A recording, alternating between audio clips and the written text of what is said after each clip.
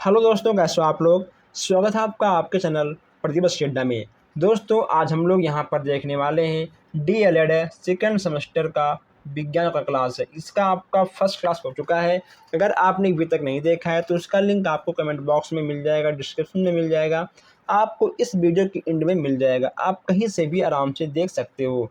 आपको दोनों क्लास लेना बहुत ही आवश्यक है, क्योंकि कहीं ना कहीं अगर आपको 25 में से 25 लाना है तो आपको दोनों क्लास देखना होगा। बहुविकल्प से आपके 5 नंबर के प्रश्न बनते हैं आपके एग्जाम में। तो अगर आपको 5 में से 5 लाना है तो हर क्लास को आप लोग कंटिन्यू देखते रहिए और वीडियो को शेयर भी करते रहिए। और जो हमारे भाई बहन नए हैं वो लोग चैनल को सब्सक्राइब भी कर लें, और जो लोग सब्सक्राइब कर चुके हैं वो लोग एक पेन और एक कॉपी लेकर बैठ जाएं।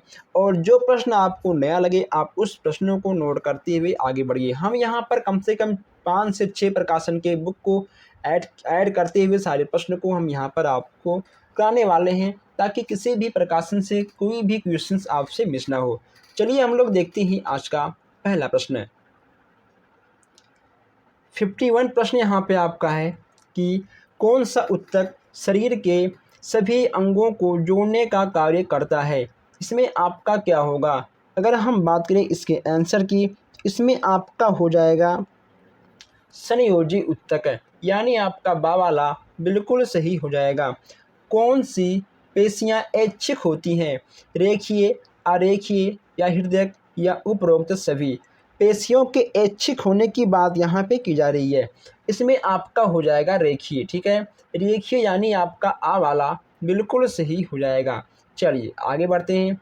नेक्स्ट यहाँ पे आपका है 53 प्रश्न। समान कार्य करने के लिए ऊतकों के समूह से निर्मित संरचना को कहते हैं। इसमें आपका क्या होगा, कोशिका, अंग, अंगतंत्र या ऊतक समूह। इसमें आपका क्या होगा, इसमें आपके अंग हो जाएंगे। ठीक है, समान कार्य निर्मित की बात की जा रही है। ठीक है, ऊतकों के समूह से निर्मित संरचना की बात की जा रही है। इसमें आपका अंग बिल्कुल सही हो जाएगा। पोषण की आवश्यकता होती है ऊर्जा के लिए, आनुवंशिकता के लिए या फिर जैवद्रव्य निर्माण के लिए, या उपरोक्त सभी। पोषण की आवश्यकता की बात यहाँ पे की जा रही है। ठीक है, पोषण की आवश्यकता की बात यहाँ पे की जा रही है। दोस्तों, इसमें आपका क्या होगा, ऐसे प्रश्न आपको एग्जाम में नए नए देखने को मिल जाएंगे, इसीलिए आप लोग हर प्रश्नों को अच्छे से देखते हुए आगे बढ़िएगा। अगर किसी प्रश्न में आपको डाउट हो आप हमसे पूछ सकते हैं। इसमें आपका ऊर्जा के लिए और द्युद्रव्य निर्माण के लिए, आनुवंशिकता के लिए यानी पोषण की आवश्यकता उपरोक्त तीनों के लिए होती है, यानी आपका उपरोक्त सभी बिल्कुल सही हो जाएगा। नेक्स्ट यहाँ पे आपका है जठर रस किससे बनता है, किसमें बनता है। अमाशय में, ग्राही में, छोटी आंत में या फिर मुख गुहा में। यहाँ पे बात की जा रही है जठर रस की। इसमें आपका हो जाएगा अमाशय में बनता है। कहाँ बनता है, अमाशय में आपका रस बन जाएगा और फिर वही आपके बॉडी में काम करता है। चलिए नेक्स्ट यहाँ पे आपका है कि इंसुलिन हार्मोन से किस में बनता है, यकृत में, अग्न्याशय में, अमाशय में या फिर ग्राही में। इसमें आपका क्या होगा, इंसुलिन हार्मोन्स की बात यहाँ की जा रही है। यह आपका बन जाएगा अग्न्याशय में। ठीक है, अग्न्याशय में आपका बन जाएगा, यानी आपका बा वाला बिल्कुल सही हो जाएगा। ओके दोस्तों, चलिए आगे बढ़ते हैं। श्वासोच्छ्वास क्रिया की आवश्यकता होती है। इसमें आपका हो जाएगा निःश्वसन और ठीक है आपका निःश्वसन, यानी आपका दोनों बिल्कुल सही हो जाएगा। श्वसन से भी प्रश्न आपके एग्जाम में आ जाते हैं। श्वसन क्रिया के चरण हैं। श्वसन क्रिया के चरण आपके कौन कौन से हैं, बाह्य श्वसन, गैसों में परिवर्तन या फिर आंतरिक श्वसन या उपरोक्त सभी। इसमें आपका क्या होगा, अगर हम बात करें आंसर की, इसमें आपका हो जाएगा उपरोक्त सभी। ठीक है, यानी आपका दा वाला बिल्कुल सही हो जाएगा। चलिए ग्लाइकोसिस क्रिया होती है। ग्लाइकोसिस क्रिया की बात यहाँ पे की जा रही है। अनाक्सी श्वसन और आक्सी श्वसन। ठीक है, यानी वहाँ पे आपका दोनों हो जाएगा, आक्सी और अनाक्सी, यानी आपका आ और बा दोनों सही हो जाएगा। दोस्तों, इसमें उपरोक्त में से कोई नहीं, हाँ दोस्तों देखिए, इसमें आपका उपरोक्त में से कोई नहीं दिया गया है। यानी आपका उपरोक्त में से कोई नहीं होगा, लेकिन जो हमने अभी आपको बताया है, ठीक है, ऑक्सी और अनऑक्सीकरण ये दोनों आपके हो जाएंगे। आप लोग इसको नोट कर लीजिएगा। यूरिया का संश्लेषण होता है, यूरिया का संश्लेषण किसमें होता है ये भी यहाँ पे आपको बताना होगा। तो इसमें आपका हो जाएगा यकृत में। किसमें होगा? यकृत आपका बिल्कुल सही हो जाएगा। अब हम बढ़ते हैं 61 प्रश्न की ओर। यहाँ पर भी आपको कुछ नए प्रश्न देखने को मिल जाते हैं। यकृत परिवर्तन करता है, यकृत परिवर्तन करता है, इसमें आपका क्या होगा? अमोनिया को यूरिया में, अमोनिया को शर्करा में, अमोनिया को उआसी अम्ल में, अमोनिया को नाइट्रोजन में। यकृत परिवर्तन की बात की जा रही है, इसमें आपका हो जाएगा अमोनिया को यूरिया में। ठीक है, चलिए। जल एक नर युग्म अंड कोशिका से संयुक्त होता है तो बनता है, क्या बनेगा? वह आपका बन जाएगा भ्रूण। ठीक है दोस्तों, आपका भ्रूण बन जाएगा। शुक्राणुओं का निर्माण होता है, शुक्राणुओं के निर्माण की बात की जा रही है, तो शुक्राणुओं के निर्माण आपके मिश्रण में हो जाएगा। ठीक है, यानी आपका बा वाला बिल्कुल सही हो जाएगा। आइए, वे जंतु बच्चों, चलिए यहाँ पे आप नेक्स्ट क्वेश्चन से, जो जंतु बच्चों को जन्म देते हैं उन्हें कहते हैं, उन्हें क्या कहते हैं हम लोग? उन्हें कहते हैं जरायुज। ठीक है, जरायुज आपके बिल्कुल सही हो जाएंगे। नए क्वेश्चन हम यहाँ पर ऐड किए हैं ताकि आपसे छूटे ना कोई क्वेश्चन है। कौन सी क्रिया जल अवशोषण के लिए आवश्यक है? कौन सी क्रिया जल अवशोषण के लिए आवश्यक है? इसमें आपका हो जाएगा वाष्पो उत्सर्जन। ठीक है, यानी आपका दा वाला बिल्कुल सही हो जाएगा। चलिए आगे हम बात करते हैं। तनों के द्वारा वाष्पो उत्सर्जन की क्रिया होती है, इसमें दोस्तों आपका क्या होगा? ठीक है, इसमें आपका हो जाएगा लेल्टिस सेल्स द्वारा। ठीक है, यहाँ पे आपका आ वाला बिल्कुल सही हो जाएगा। द्विबीजपत्री पत्ती में वाष्प उत्सर्जन अधिक होता है, पत्तियों के ऊपरी सतह पर या पत्तियों के निचली सतह पर, तने से या पत्तियों के किनारों से। अगर हम बात करें आंसर की, तो यहाँ पे आपका हो जाएगा पत्तियों की निचली जगह, निचली सतह से। बिंदु स्राव के लिए उत्तरदायी है वाष्प उत्सर्जन। ठीक है दोस्तों, देखिए यहाँ पे आपसे बार बार वाष्प उत्सर्जन से क्वेश्चन बन रहा है। जड़ों के द्वारा वार्धी प्रजनन होता है, इसमें आपका हो जाएगा शकरकंद में। ठीक है, शकरकंद जिसको गांव में गंजी बोलते हैं, गंजी और शकरकंद। शकरकंद गंजी आपका आलू की तरह होता है, लंबा होता है, गोल होता है, ठीक है, मोटा, उसके कई आकार होते हैं और खाने में कहीं ना कहीं मीठे भी लगते हैं। कुछ लोग उसको आग में खाते हैं भूज कर, कुछ लोग उसको पानी में उबाल के भी खाते हैं। ठीक है दोस्तों, चलिए नेक्स्ट यहाँ पे आपका आ गया है ऊर्जा। 71 यहाँ पे आपका है ऊर्जा उत्पन्न करने की क्रिया है, ऊर्जा उत्पन्न करने की क्रिया है, अपचय में या फिर उपचय में या उपाचय में। इसमें आपका क्या होगा? इसमें आपका सा वाला बिल्कुल सही हो जाएगा। ठीक है, चलिए 72 यहाँ पे आपका है ग्लूकोज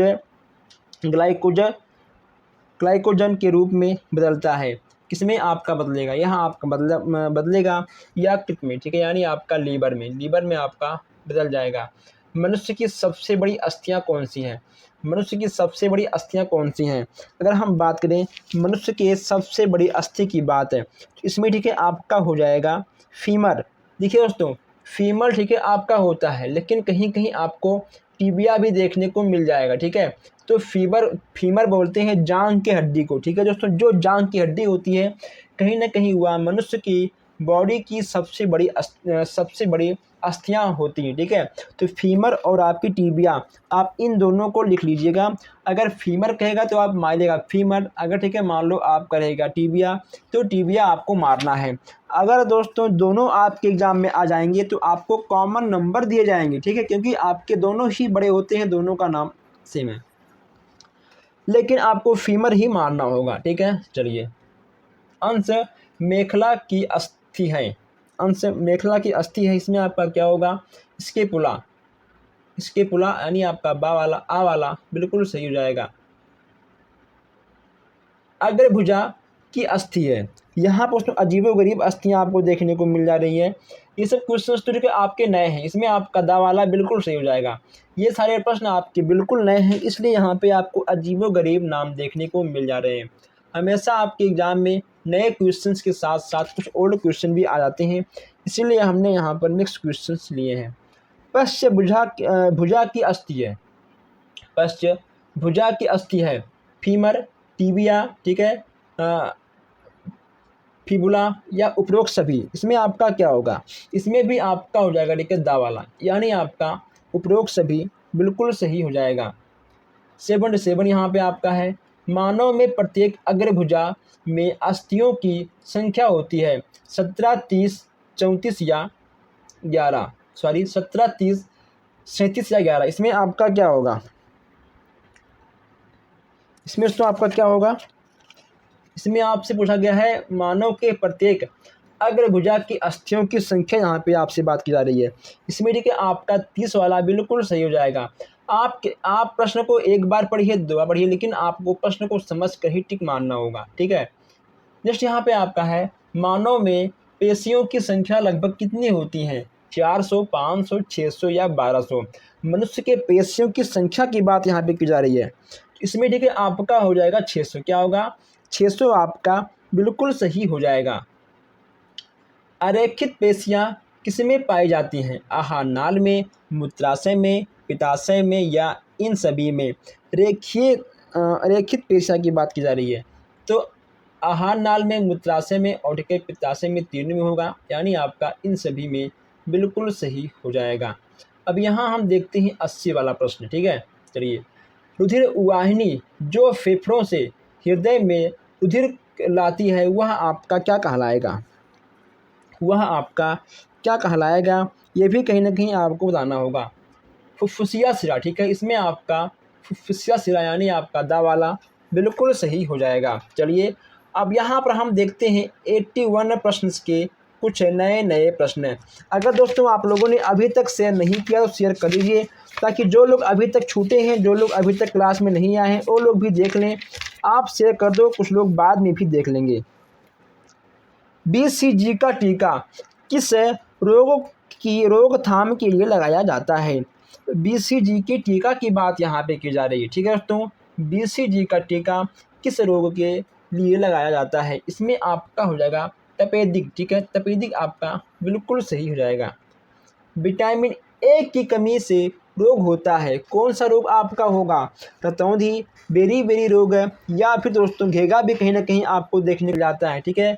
इसमें आपका क्या होगा? इसमें आपका हो जाएगा रतौंधी, यानी आपका विटामिन ए बिल्कुल सही हो जाएगा। विटामिन बी प्रकार के होते हैं, एक मिनट क्या हो गया? विटामिन बी कितने प्रकार के होते हैं? 7 प्रकार के, 8 प्रकार के, 9 प्रकार के या फिर 10 प्रकार के? अगर हम विटामिन बी की बात करें, इसमें आपका हो जाएगा 10 प्रकार के। क्या होगा? आपके 10 प्रकार के विटामिन। नेक्स्ट यहाँ पे आपका है, संक्रामक रोग के प्रसार का स्रोत है वायु, भोजन, जल या तीनों? ये आपकी तीनों कहीं ना कहीं संक्रामक रोग को बहुत अच्छे तरीक़ों से फैलाने का काम करते हैं। अधपका मांस खाने से होने वाला रोग है। दोस्तों, अधपका मांस खाने से कहीं ना कहीं एक नहीं दोस्तों, देखिए 72 रोग आपको देखने को मिल जाएगा। अगर आप अधपका मांस कुछ भी खाते हो, आपके पेट में दर्द है, ओके दोस्तों। अगर आप कच्चा भोजन खाते हो तो कहीं ना कहीं आपके पेट में आव भी, और कहीं ना कहीं बहुत सी बीमारियां आपकी होती हैं पेट की वजह से ही। विटामिन डी का सबसे सस्ता प्राकृतिक स्रोत क्या है? फल, सब्जी, दूध है या सूर्य की रोशनी यानी धूप है? विटामिन डी की बात की जा रही है, इसमें आपका हो जाएगा सूर्य की रोशनी, ठीक है, यानी आपका धूप है बिल्कुल सही हो जाएगा। चलिए, नेक्स्ट यहाँ पे आपका है, स्कर्वी रोग होता है। स्कर्वी रोग विटामिन ए की कमी से होगा या विटामिन सी या विटामिन डी या विटामिन ई? स्कर्वी रोग की बात यहाँ पे की जा रही है, इसमें आपका हो जाएगा विटामिन सी। अगर आपके शरीर में विटामिन सी की कमी है तो कहीं ना कहीं आपकी स्कर्वी रोग देखने को मिल जाएंगे। दोस्तों, स्कर्वी रोग होता है आपके मुंह से खून आना, ठीक है, आपके दांत से खून आना। चलिए, प्लेगरा रोग निम्नलिखित में से किस विटामिन की कमी से होता है। इसमें आपका हो जाएगा vitamin A, vitamin B, vitamin C या विटामिन डी। इसमें आपका विटामिन बी बिल्कुल सही हो जाएगा। विटामिन सी का रासायनिक नाम क्या है? दोस्तों विटामिन सी का रासायनिक नाम आपको लिखना पड़ेगा, ठीक है दोस्तों, क्योंकि यहाँ से ये प्रश्न आपके बन जाते हैं। चलिए अब यहाँ पर हम कुछ और नए नए प्रश्न को लेकर आए हैं, इसको भी आप लोग देख लीजिएगा, तभी आप लोग जाइएगा और नोट करते हुए आप लोग आगे बढ़ो, ठीक है। चलिए नोट करते हुए आपको आगे बढ़ना है। ब्रोमीन का रासायनिक प्रतीक क्या है? BA, BI, BR या B? इसमें आपका हो जाएगा BR, ठीक है। BR आपका बिल्कुल सही हो जाएगा। जैसे यहाँ पे आपका है रासायनिक सूत्र द्वारा स्पष्ट होता है। यौगिक का नाम, भावात्मक अनुपात, प्रतिशत संगठन या उपरोक्त सभी। रासायनिक सूत्र की बात यहाँ की जा रही है, इसमें आपका होगा उपरोक्त सभी, ठीक है। चलिए भूकंप तथा सुनामी किस प्रकार के परिवर्तन है? नियमित, अनियमित, कृत्रिम या नियंत्रण? परिवर्तन की बात की जा रही है, ठीक है। यहाँ परिवर्तन की बात आपसे की जा रही है कि आपके भूकंप और सुनामी किस प्रकार के परिवर्तन में आते हैं। ये आपके आएंगे अनियमित परिवर्तन में, ठीक है। अनियमित ये कभी भी आ सकते हैं, भूकंप, सुनामी, ठीक है, बाढ़, ये सब आपके कभी भी आ सकते हैं, इसीलिए इसका नाम है अनियमित परिवर्तन। ये कभी भी अपनी मर्जी से परिवर्तन ला सकते हैं। 94 है, किसी लोहे के टुकड़े को नम वायु में रखने से उस पर जंग लग जाता है, यह किसका उदाहरण है? भौतिक परिवर्तन का, रासायनिक परिवर्तन का, अनुकूलन परिवर्तन का या प्रतिकूलन परिवर्तन का? जब हम लोहे को किसी भी नमी के स्थान पर रख देंगे, जो उसमें वायु लगेगी, तो उसमें आपका कौन सा परिवर्तन आएगा? इसमें आपका आएगा रासायनिक परिवर्तन, ठीक है दोस्तों। इसमें आपका रासायनिक परिवर्तन बिल्कुल सही हो जाएगा। भौतिक परिवर्तन कौन सा है? भौतिक परिवर्तन कौन सा है आपको बताना है। गन्ने के रस से सिरका बनाना, बर्फ का जलना, दूध से दही बनना या कागज़ का जलना? भौतिक परिवर्तन की बात यहाँ की जा रही है, तो अगर भौतिक परिवर्तन की बात करें तो यहाँ पे आपका हो जाएगा बर्फ का, ठीक है, जलना दोस्तों। बर्फ का जलना यह आपका भौतिक परिवर्तन के अंतर्गत आएगा। आइए अब यहाँ देखते हैं 96 प्रश्न। धीमी गति से होने वाली परिवर्तन, धीमी गति से होने वाले परिवर्तन, गन्ना के रस से सिरका बनाना, दूध से दही बनना या फिर दही से दूध बनना, ठीक है दोस्तों, या फिर बच्चों को पढ़ाना। दही से दूध कभी नहीं, ठीक है, बनता है, हमेशा दूध से दही बनता है, ठीक है। धीमी परिवर्तन की बात यहाँ पे की जा रही है, इसमें आपका हो जाएगा बच्चों का, ठीक है, बढ़ना। ओके दोस्तों, बच्चे जब बढ़ते हैं कहीं ना कहीं धीमे धीमे धीमे धीमे तब बढ़ते हैं, लेकिन और यह सब आपके परिवर्तन बहुत तेज़ी के साथ हो जाते हैं। ऋतुओं का बदलना कौन सा परिवर्तन कहलाएगा?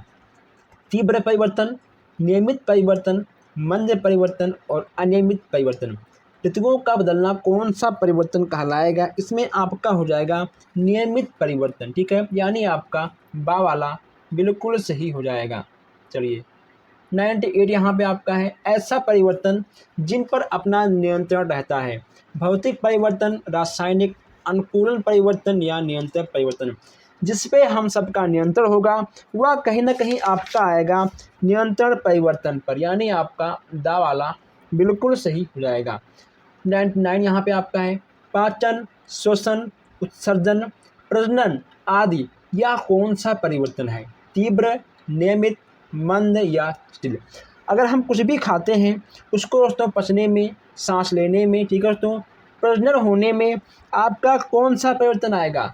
आपका दा वाला बिल्कुल सही हो जाएगा। अब यहाँ देखते हैं 100 प्रश्न। यहाँ पे आपका है, कार्बन डाइऑक्साइड का जल से क्रिया करके अम्लीय वर्षा में परिवर्तन होना। कार्बन डाइऑक्साइड से जल से क्रिया करके अम्लीय वर्षा होना या आपका किस परिवर्तन में आएगा? भौतिक में, रासायनिक में, जटिल में आएगा या नियंत्रण में आएगा? या आपका नियंत्रित में आएगा? अगर हम बात करें इसकी तो कहीं ना कहीं यह भी आपका आएगा जटिल परिवर्तन में, ठीक है। आपका सा वाला इसमें भी और इसमें आपका दा वाला दोनों आपका बिल्कुल सही हो जाएगा। अगर आप लोगों को किसी भी प्रश्न में कोई भी डाउट हो आप हमसे बेझिझक पूछ सकते हैं। ओके दोस्तों, और आप लोग प्लीज़ वीडियो को शेयर करिएगा, चैनल को सब्सक्राइब भी करिएगा। हम मिलते हैं फिर आपसे नेक्स्ट क्लास में। धन्यवाद।